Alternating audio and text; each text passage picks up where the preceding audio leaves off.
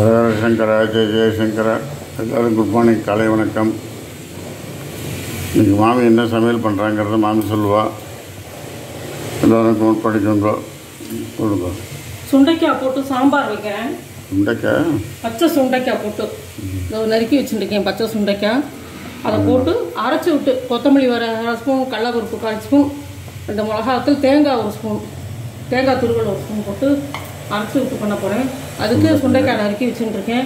சுண்டைக்காயை வாங்கிட்டு வந்து நல்லா ஆஞ்சிட்டு நல்லா அலம்பிட்டு அதை இந்த மாதிரி கொஞ்சம் மஞ்சப்பொடி போட்டு சொல்லுங்க. 2 கட் பண்ணி மஞ்சத்தூள் போட்டு நறுக்கி வச்சுட்டுருக்கேன். மஞ்சப்பொடி தண்ணியில் போட்டுட்டு அதில் நறுக்கி வச்சுட்டுருக்கேன். கருக்காமல் இருக்கிறதுக்காக. கருக்காமல் இருக்கிறதுக்கு காயட்டும். இங்கே வந்து புடலங்காய் கறி பண்ணுறேன், தேங்காய் போட்டு.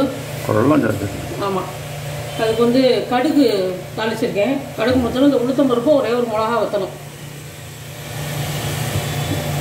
சாம்பாருக்கு என்னென்ன அரைச்சி விட்றேன்னு சொல்லிட்டேன் இல்லையா. 1 ஸ்பூன் தேங்காய், 1 டேபிள் ஸ்பூன் தேங்காய் துருவல், 1/2 ஸ்பூன் கடலைப்பருப்பு, 1/2 ஸ்பூன் கொத்தமல்லி வர, 2 மிளகா வத்தல், கொஞ்சோண்டு பெருங்காயம், எல்லாத்தையும் எண்ணெயில் பொரிச்சு வச்சுட்டுருக்கேன் அரைக்கிறதுக்கு. மிக்சியில் அரைச்சி விட்டு சாம்பார்.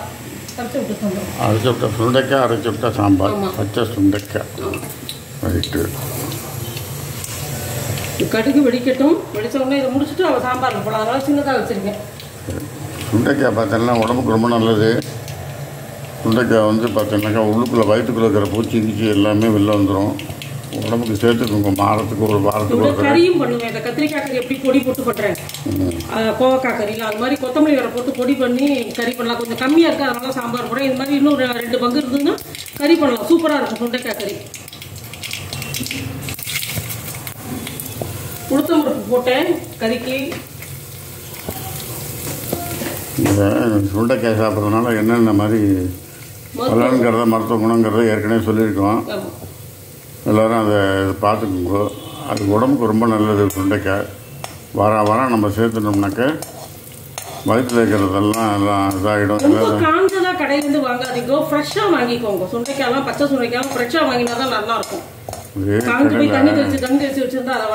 கொத்து கொத்தாக இருக்கும்.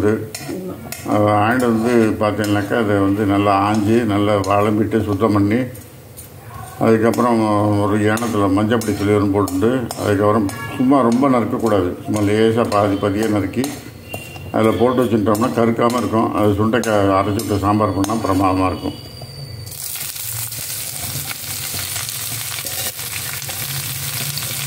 புடலங்காய் பிஞ்சு பிஞ்சாக இருக்குது பாருங்க.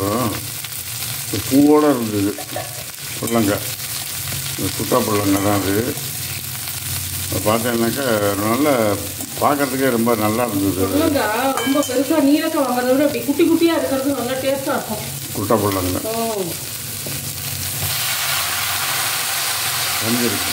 ஆமாம், கண்டிப்பாக தெரிஞ்சிடும். எண்ணெய் தாளிக்கிறதுக்கு தான் எண்ணெய், மற்றபடி இதெல்லாம் தண்ணி தெளிச்சு தான் வதக்கணும். மூடி போட்டுருங்க சீக்கிரம் வந்துக்கிறதுக்காக. அப்படி ஸ்டீமில் வேகணும் அது. ஆமாம். இங்கே வந்து சாம்பாருக்கு மாமி வந்து ப்ரிப்பேர் பண்ணிட்டு இருக்கா. கடுகு போடுறேன். கடுகு போடுங்க. இந்த வெந்தயமும் பெருங்காயமும் போட போகிறேன். அடுத்து கடுகு வெடித்த உடனே அரைக்கணும். பச்சை மிளகா 2 தாளிக்க. சின்னது பண்ணுறேன். வெந்தயமும் பெருங்காய கட்டியும் போடுறேன் சாம்பார். ஆமாம், எஸ். இந்த வெந்தயம் நல்லா சகப்பாக பொரிஞ்சு பெருங்காயமும் பொரிஞ்சதுக்கப்புறம் இந்த பச்சை மிளகாயை போட்டு வதக்கிட்டு அப்புறம் சுண்டைக்காயை போடணும். பச்சை மிளகா 2 நறுக்கி வச்சுருக்கேன். சாம்பார் பச்சை மிளகா போடுங்க ரொம்ப நல்லா இருக்கும். ரசத்தில் தக்காளி பச்சை மிளகா போட்டு ரசம் வைங்கோ, டேஸ்ட்டு அபாரமாக இருக்கும். அதுக்கு சின்னங்கள்லாம் மாமி வந்து அவங்க அம்மா வாங்கி கொடுத்தது கல்யாணம் புதுசில். ஃப்ரிட்ஜில் வருஷமாக வச்சுட்டு இருக்கா மாமி. முழுத்தரமாக சுண்டைக்காயை போட்டாச்சு. இந்த கடையே இல்லை, எனக்கு வாங்கி கொடுத்த கடையே ஏபிஏன்னு ஒரு கடை, அருணாசலம் செட்டி கடைன்னு ஒன்று இருந்தது. அந்த கடையே இப்போ இல்லை. அது போல் ரஞ்சனாவில் பாருங்கோ, இந்த நந்திங்க வழித்தூரில் இருக்குது. அப்படி இல்லைன்னா சீரகத்துக்குள்ளே பார்த்தீங்கன்னா கடை இருக்கும். இப்போ மெட்ராஸில் இருக்கிறோன்னா சுந்தரமோ சுந்தரியோ ஏதோ ஒரு கடை இருக்குது இங்கே டி நகரில். அங்கே கிடைக்குங்கிறா பாருங்க.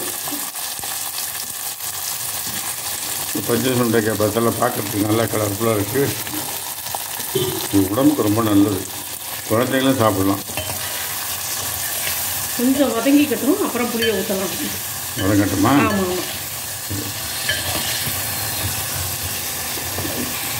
ஆமாம்.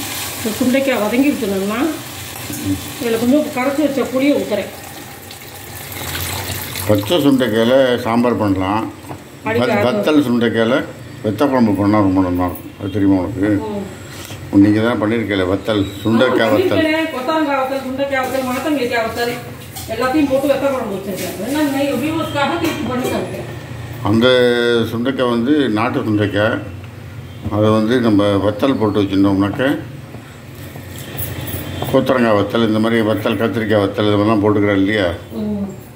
இந்த வத்தல் போட்டு வெத்த குழம்பு வச்சா அவ்வளோ பிரமாதம். நேற்று அப்பளா குழம்புக்கு பண்ணியிருந்தா இல்லையா, அது மாதிரி ஜோராக இருக்கும். பழைய காலத்துலலாம் பார்த்தேனே. என்ன சொல்லுங்கள். ஒன்றும் நீங்கள் போட்டுருங்க சொல்கிறேன்.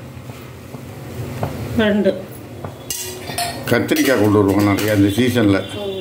இந்த சீசனில் வர கத்திரிக்காயை நிறையா வாங்கிட்டு வந்து இந்த மாதிரி நாளாக கட் பண்ணி மஞ்சள் பொடி போட்டு வேக விட்டுருவோம், உப்பு போட்டு வத்தல் போட்டுருவோம். அது கொத்தரங்காய் வரும் இல்லையா, கொத்தரங்காய் காயாக நல்லா போட்டு பெருசாக இருக்கும். அதுவும் வந்து பார்த்தீங்கன்னா காய வச்சு வச்சுட்டோம்னா மழை காலத்துக்கு நம்ம வந்து இதெல்லாம் வத்தல்லாம் போட்டு குழம்பு, அதான் வத்த குழம்பு. மூங்கிய தட்டில் கொட்டி மாடியில் காய வச்சுருவோம். கத்திரிக்காய் வத்தல், கொத்தரங்காய் வத்தல், சுண்டைக்காய் வத்தல். இந்த கத்திரிக்காய் வத்தல் வத்த குழம்புலாம் வெண்டைக்காய் வத்தல் கூட வைக்கலாம். ரொம்ப நல்லா இருக்கும். இந்த வெத்த குழம்பு வச்சோம்னா வாசனையாக இருக்கும்.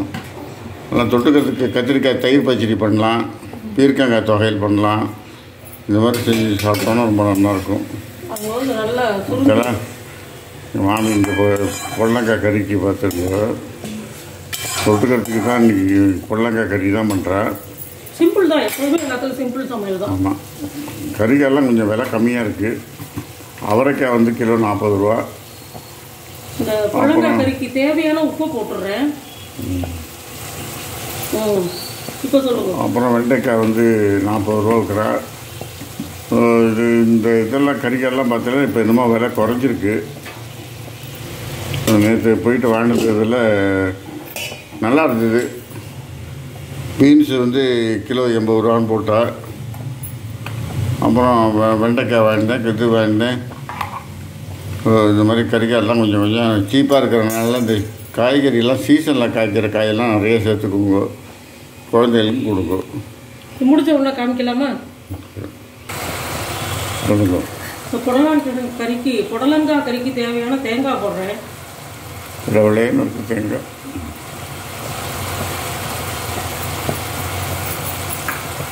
இப்போ புடலங்காய் இன்றைக்கி தேங்காய் போட்ட கறி.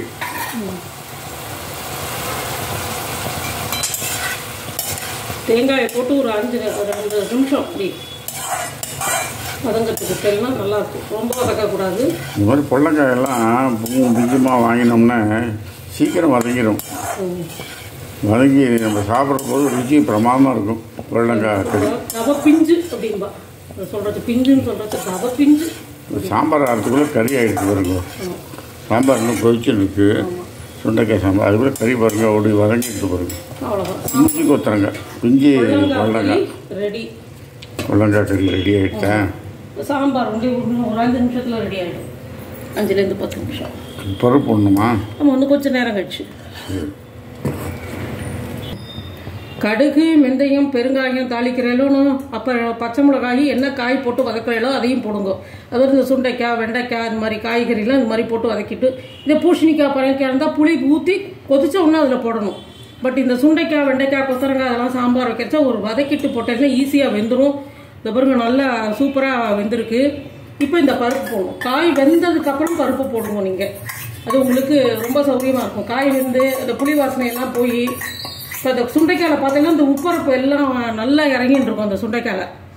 ஸோ இப்போ இந்த பருப்பை போட்டுட்டு அரைச்சி விட்டதையும் போட்டுடணும் இந்த டயத்தில் பருப்பு போடும்போது.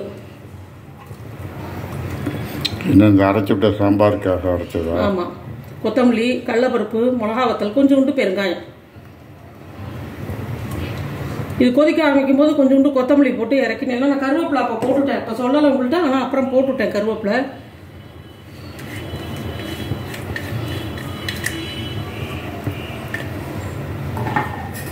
போடவும்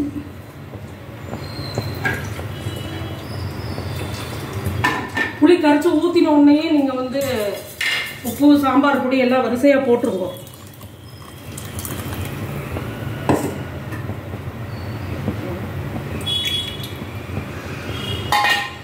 இந்த பருப்பு வேக வச்சது, இந்த அரைச்சது எல்லாத்தையும் அலம்பி தண்ணியை ஊற்ற வேண்டியதான். உங்களுக்கு அந்த கன்சிஸ்டன்சி கரெக்டாக வந்துடும் சாம்பாரோடது. இந்த பாருங்க, ரொம்ப கெட்டியமாகவும் இல்லாமல் கரெக்டான பதத்தில் வந்துடும் இந்த சாம்பார். இந்த டயத்தில் நீங்கள் டேஸ்ட் பார்த்துக்கோங்க. அதாவது சாமி நைவேத்தியம் முடிச்சுட்டேன்னா டேஸ்ட் பாருங்க, இல்லைன்னா சாமி நைவேத்தியம் முடிச்சுட்டு நீங்கள் இது பண்ணுங்க. சாதத்தை வச்சு நைவேத்தியம் பண்ணிட்டேன்னா டேஸ்ட் பார்க்கலாம். சாமிக்கு மகா நைவேத்தியம் முடிச்சுட்டு இந்த டயத்தில் டேஸ்ட் பார்த்துட்டு இந்த கொத்தமல்லி எடுத்துன்னு வரேன். கொஞ்சம் வெயிட் பண்ணுவோம். இப்போ கொத்தமல்லியை கட் பண்ணி போடுறேன். நாட்டு கொத்தமல்லி கிடச்சிது, சீப்பாக கிடச்சிது. ஒரு கட்டு வாங்கினேன். நல்லா கமகமான் இருக்கிற வாசனையாக. கொத்தமல்லி பொதுவாக நல்லது உடம்புக்கு சேர்த்துட்டெல்லாம். நாட்டு கொத்தமல்லி எப்பொழுதுமே சமையல், ரசம், சாம்பார் எல்லாத்துக்குமே கொத்தமல்லி போட்டுக்கோங்க. பர்ஃபெக்டாக இருக்குது சாம்பார். பார்த்தேன் டேஸ்ட்டு கமகமன் இருக்குது. நல்லா அப்படியே பார்த்தோன்னாக்கா நல்லா அப்படி சாத்தை போட்டு சாப்பிட்லாம் போல இருக்குது. சாம்பாரை ஊற்றி அவ்வளோ அருமையாக இருக்குது.